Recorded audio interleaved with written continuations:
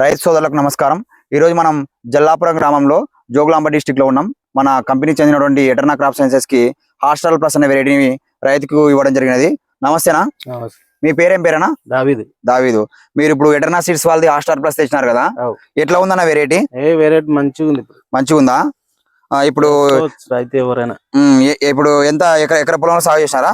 2 ఎకరాలు. 2 ఎకరాలు అంటే అక్కడ వేరే బిట్టు, అది వేరే బిట్టు. ఇప్పుడు కాయ సైజు ఎట్లా ఉంది? మీ కాయ సైజు మంచి సైజు కాయ సైజు బాగుంది. ఇప్పుడు ముడత కూడా తట్టుకుంటుందే? ముడతకి తట్టుకుంటుంది. కొంచెం దోమనే అటాక్ అయినా కంటే కొంచెం. అవునులే.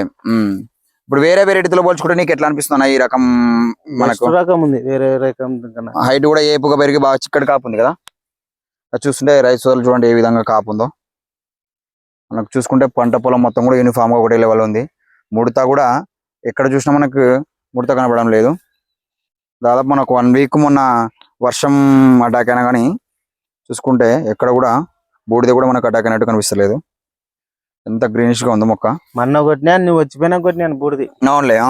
అంతకుముందు మామూలుగా కొట్టినాను. అవునులే. ఇప్పుడు ఎక్కడ తెచ్చుకున్నారన్న ఇత్తనం? ఇది ఇత్తనం చాలా మలంపూర్ చౌరస్తాలో. అవునులే, మన ఏ మార్కెట్ అడ్రస్ లో తెచ్చుకున్నారు. మిగతా రైతు సోదరులు కూడా వేసుకోవడానికి మంచి విత్తనమేనా? మంచి విత్తనమే.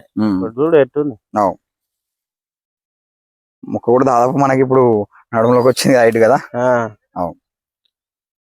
ఓకే, ఉంటానా? థ్యాంక్స్ అన్నా.